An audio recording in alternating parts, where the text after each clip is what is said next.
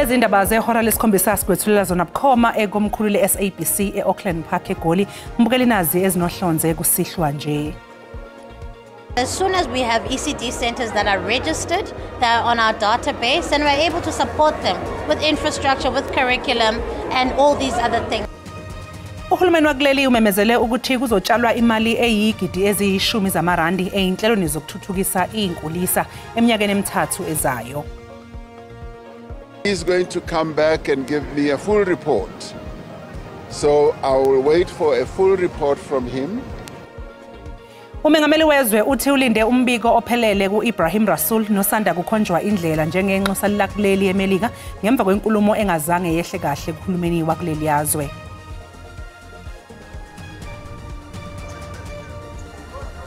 Uphiko oluphenyayo ngokuyiphatha kwamaphoyisa i-IPID selinikeze umkhuzi wamaphoyisa KwaZulu-Natal Lieutenant General Nhlanhla Mkhwanazi kuze kube uLwesithathu ukuze ayiphendulele eyinsolweni zokuthi wagxambukela kolunye uphenyo. Everybody wants to be with the national team, I think. So try to be in order. Bafana isithelekile ePulukwane eLimpopo ngaphambi kokubhekana neLesotho emidlalweni wokuhlungela indebe yomhlaba yangonyaka ozayo ngoLwesihlanu. Mbukeli sikubingelele sikwamukele eindabeni zakusihlwa igama lami noXolo Mamtshali wakwaMola. Sibonga kakhulu ukuthi uhlanganyele kanye nathi namhlanje kusihlwa.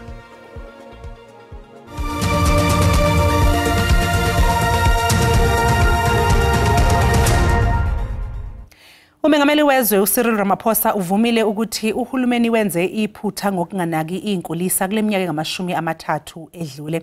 Umengameli usho lokhu ngesikhathi evula ingqungquthela i-Early Childhood Development Leadership eGoli namhlanje nalapho ememezele ukuthi uhulumeni uzotshala imali eyigidi eziyishumi zamarandi eyinhlelweni zokuthuthukisa inkulisa eminyakeni emithathu ezayo.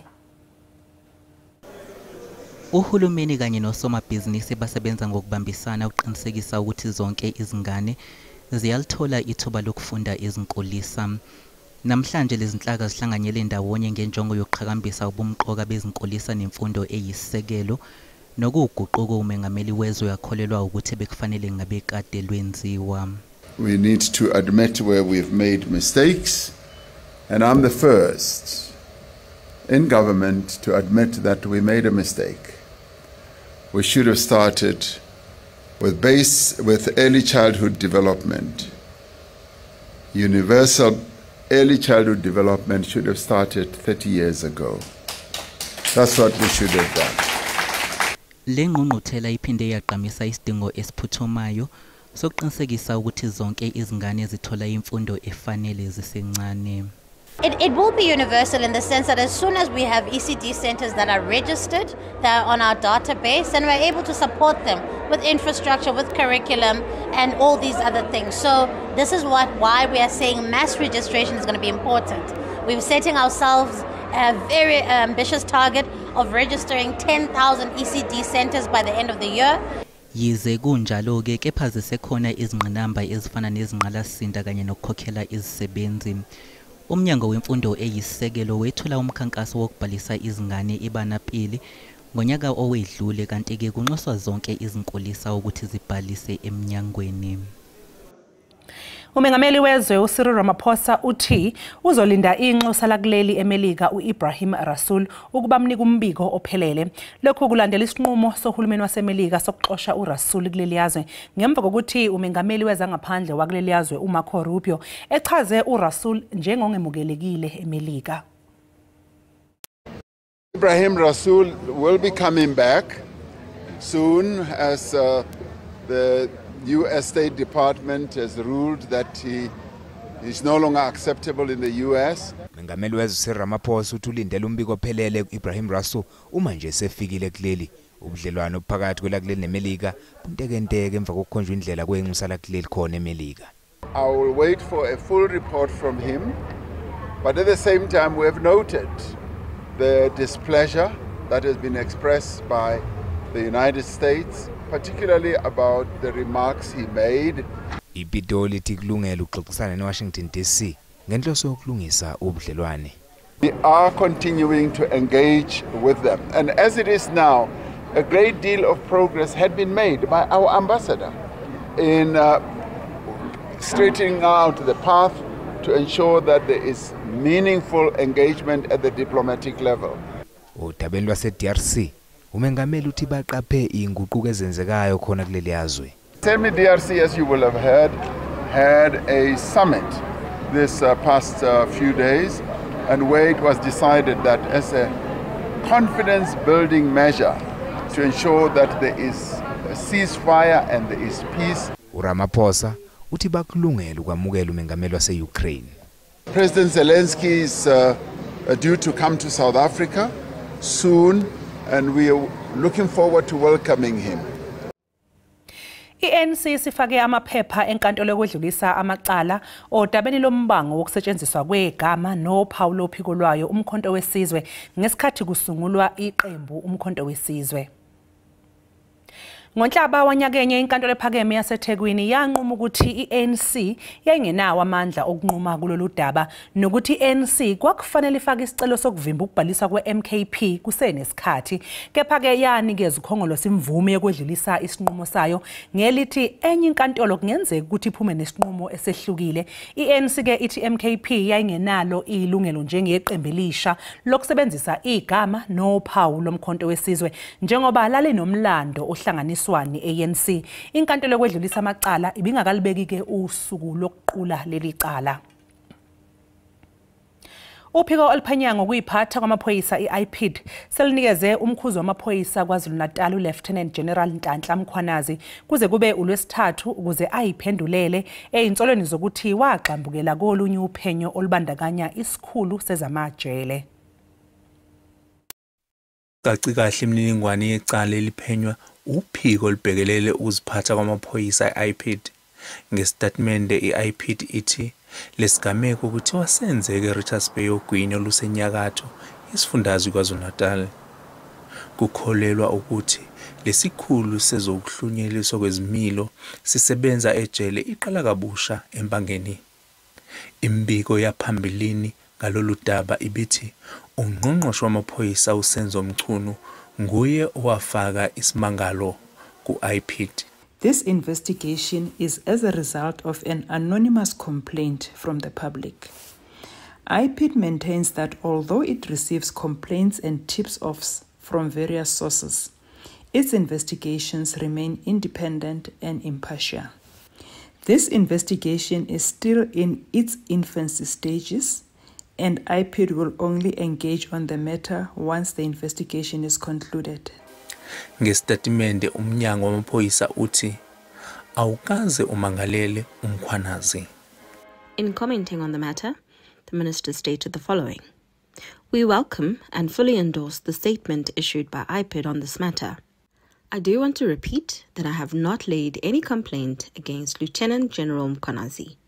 I do want to state, however, that we need to intensify our efforts on effective and efficient law enforcement in the Republic of South Africa." Kusenjalo imbiko engaqinisekisiwe ithi kunolunye futhi udaba uMkhwanazi aphenywa ngalo i-IPID. Londi Khatebe, SABC News, eThekwini. Sigodliwe isinqumo odabeni oluphakathi kwebhange iThala kanye nomlawulo ngaphansi kwebhange lombuso. iThala lisola umlawuli ngokuzama ukufadabalalisa leli bhange. Lokhu kuvele ngesikhathi kulalelwe isicelo sokwedlulisa isinqumo senkantolo sangolwezi wanyakenye nesathola ukuthi ibhange lombuso lalingenalo ilungelo lokufaka ibhange iThala ngaphansi kweso lomlawuli. Lesicelo esokuba kubuyekezwe isinqumo sejaji uNcube sangoNovemba wonyaka odlule esabe sithi ojutshwe ibhange lombuso uJohannes Kruger kwangafanele anikezwe igunya lokuqapha ukusebenza kwansuku zonke kwalesikhungo sezimali. Abameli baKruger ojutshwe ibhange lombuso batshele inkantolo ukuthi iThala aliyilandeli imigomo yokusebenza njengesikhungo sezimali kuleli. Inkantolo iphinde yatshelwa ukuthi lesikhungo besamkela imali ebantwini ngaphandle kokuba negunya eligcwele lokwenza lokhu. What the chapter does, what these sections do, is to regulate unregistered persons taking deposits from members of the general public.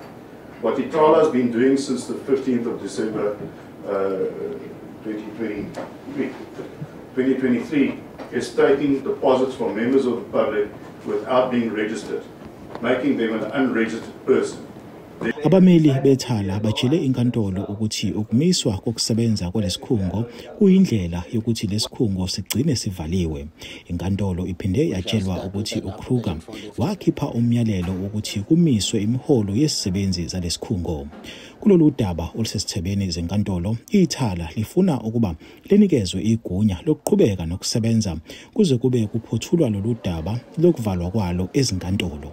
They are contradicting a Section 9 institution in the form of the Auditor General, who has concluded independently that Ithala is financially sound. Umgcini mafa kwaZulu Natal socele imali engango 2.4 billion amarandi kumgcini mafa kuzwelonke yokuba kuvikelwe abantu abafake imali yabo ethala. It's now the DG's responsibility in National Treasury to facilitate a meeting of the Budget Council so that the terms and conditions of the guarantee or loan can be approved and we can move forward.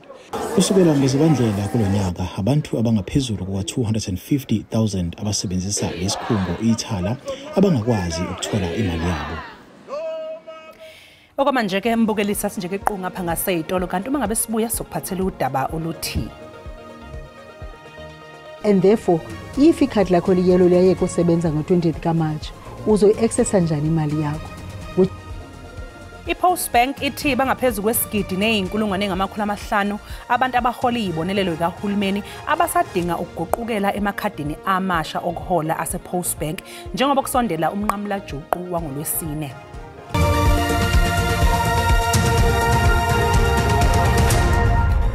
Siphinde sekubingelele sikwamukele mbukeli mungabe usanda kungena udabeni oluphambili besibika ukuthi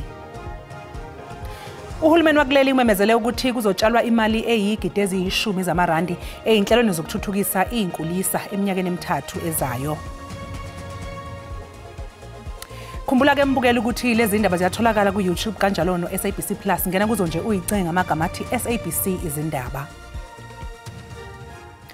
Udade wabo kaKelly Smith nongifakazi wombuso uMichaela Daniels uchaze kabanzi ngakusho ngesikhathi kubhalwa istatimende esifungelwe emva kweinsuku kwanyamalala uJoshlin Smith. Phakathi kokunye kubese kuvela ukuthi kunokungahambisani phakathi kwezistatimende ezifungelwe zabo. Abasolwa abathathu babhekene necala lokuthumba kanye nelokuthengisa intombazanyana. uMichaela Daniels uthi babengancokoli oku noKelly Smith kuba wayesoloko etshintsha iminxeba nenombolo. Ngomhla we-19 kweyoMnga kuka-2023 wafumana umyalezo kuFacebook osuka kuKelly embuza impilo. Baphinde bancokola ngomhla we-5 kweyoMqungu kuka-2024 uKelly efuna inombolo zomnxeba kamama wakhe.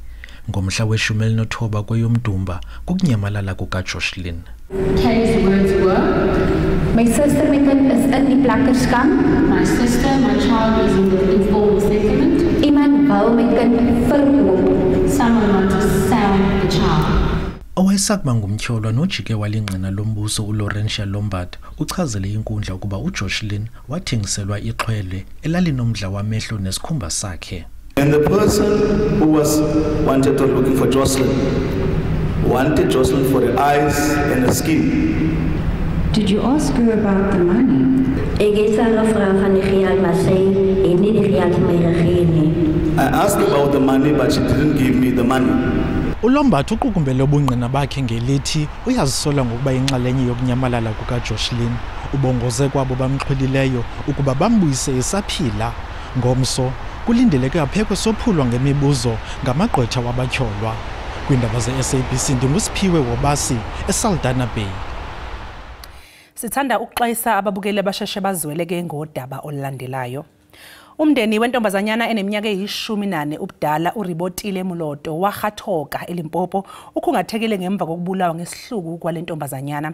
Umsolwa uAndrew Mihlapi uvele kafushane enkantolo yeMantshi yaseMankweng ngamacala okubulala nokushisa. Wayegqoke umfaniswano wesikole ngesikhathi eGwazwa okuyisenzo kokusola ukuthi senziwa ubaba wakhe ongamzali. Amaphoyisa athi ubaba kaMloto ongamzali kanye noma wakhe baba nengxabano ngayizolo. Umndeni ke wethukile ngokushona kwalentombazanyana. It's very difficult for everyone in the family. and particularly the mother who kept on crying. She is even still crying now. That's why she's not able to respond to some of the questions that we posed to her. She's still in shock. Umsolo neminyaka ngamashumi ubudala uthwesa amacala okubulala lokusabisa kanye lokuthungela ngomlilo. Amalungu omphakathi afuna umsolo anganikwa ibhayili. Today we are here picketing outside the court, magistrate court, because we didn't want the perpetrator to get bail. So today him doing this is actually an insult to this community, and we want to show it to the whole South Africa and fellow leaders in the community, especially as men, to say not in our lifetime that women must continue to be harassed, women must be killed. Icala lihlehlisele umsombuluko wesonto elizayo. Isikhungo iSASSA kanye nabezamaposi banxusa labo abasebenzisa amakhadi asagolide akwaSASSA ukuthi basukume bayofaka izicelo zokuthola amakhadi amasha amnyama. Namhlanje ke bekubanjwe isithangami nabeindaba bezochazela nje izwe ngosekwenzekile selokhu kwamenyezelwa inguquko zamakhadi amasha. Bangaphezulu kwesigidi abantu asebebhalisele uguquko lwamakhadi amasha. Ukusuka ngolwesihlanu kembukeli leli khadi lidala leSASSA angeke lisasebenza. Abezamaposi bathi besikhona isidingo sokuthi kuguqukelwe emakhadi amnyama. Nazi ke embukeli indawo la umuntu angakwazi ukuthi aye kuza ayoguqula ikhadi libe mnyama.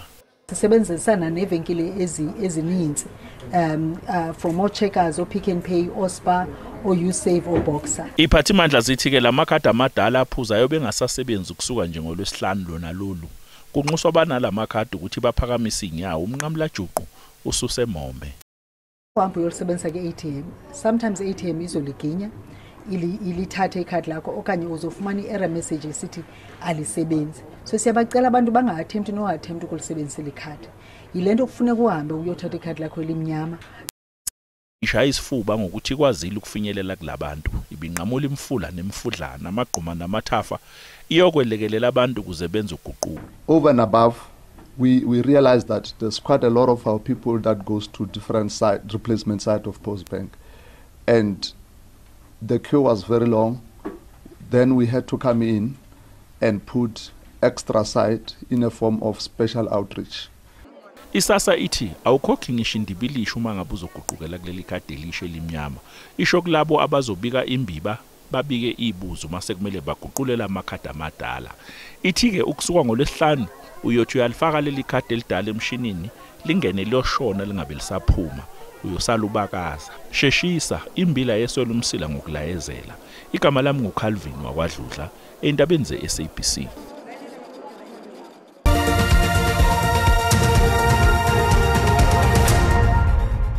Kwezemidlalo iBafana Bafana isithelekile ePulukwane eLimpopo ngaphambi kokubhekana neLesotho emidlalweni wokuhlungela indebe yomhlaba yangonyaka ozayo ngolwesihlanu.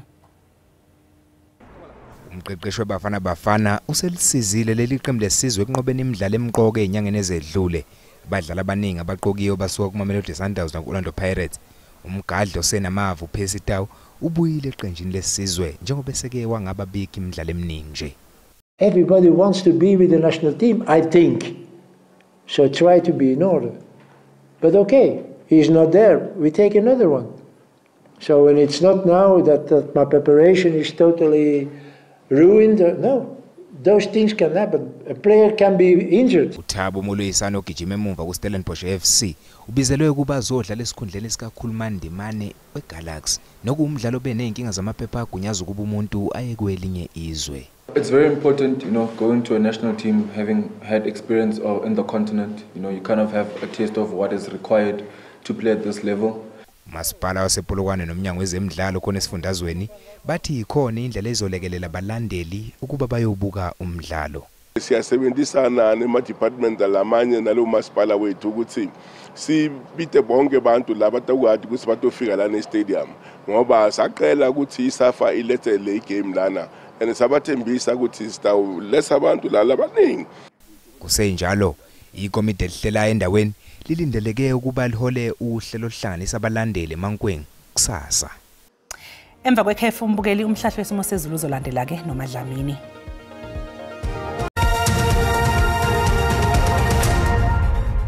kuzo zonke indawo enithamleni kuze emakhaya sinibingile sinamukele nanku umhlahlo wesimo sezulu sasihlwa njalo nakusasa kulindeleke ihlambi zemvula namandla kakhulu eqhamuka komakhelwane bethu iBotswana kanjalo neNamibia sehlele njalo engxeni emaphakathi nezwe kuhlele njalo ezifundazweni ezigudle uku olisempumalanga kanjalo nasesifundazweni esempumalanga yezwe ngaleka lokho ke mancane ngakhona amathuba emvula elindelekile engxeni eseGauteng ke lesifundazweni eSelimpopo kanti ke lebese nje qwaqwa ngamafu engxeni esentshonalanga moyiza banamandla kakhulu ke ngasogwini oluseKapa kanti ke kusasa le ihlambi zemvula zilindelekile ke ukusukela ehlanzeni kuhlele ke esifundazweni eSkwazulu Natal kanti lokho ke mancane kakhulu amathuba emvula elindelekile engxeni nje emaphakathi nezwe kanti lebese nje qwaqwa ngamafu engxeni eyiseningizimu yezwe kanti ke sixwayiswa ngeshisandlu ke noma ke ngemvula enamandla kakhulu ke engasedala ngisho ubungozi esifundazweni eSeNorthern Cape kuhlele njalo lapha ehlanzeni kuhlele esifundazweni eSkwazulu Natal kanti ke kusasa ke ishisandlu lingasebhebhethi simlilo eqhubula lindelekile ogwini olusentshonalanga yezwe ke sibheka amazinga okushisa aphansi kulindeleke ukuthi liphole lizelibande kakhulu lapha eBethlehem naseEmelo esifundazweni eseGauteng zobe lipholile izulu kanti ke kuhlele njalo engxini eziseningizimu yezwe lapha esifundazweni esisempumalanga koloni Eastern Cape kuKomani 13 degrees Celsius entshonalanga yezwe lapha kuSutherland Calvin naseSpringbok lizobe lithe nje ukufudumala noma lize liphole izulu kulezo ingxenye kanti ke kusasa kulindele ukuthi lithi ukufudumala esifundazweni eSkwazulu Natal engxenye ezigudle ukugela ke esifundazweni esisilapha ya empumalanga kanjalo nangasesifundazweni esiseLimpopo eGauteng libe lipholile izulu lithe nje ukuthokomala engxenye emaphakathi nezwe entshonalanga yezwe lapha eSutherland zobe likhipha umkhovetsheni kanjalo naseCalvin eSpringbok leshisa ke izulu kusasa indawo ishisa kakhulu kunazo zonke ke ngo38 degrees Celsius lapha eFredendal ngisikhulusa lapha esanamhlanje sibikezele sezulu sithamleni kusasa ngesikhathi esifanayo bakuze kube ngokuzayo kodwa mina umntwana uthe xaphele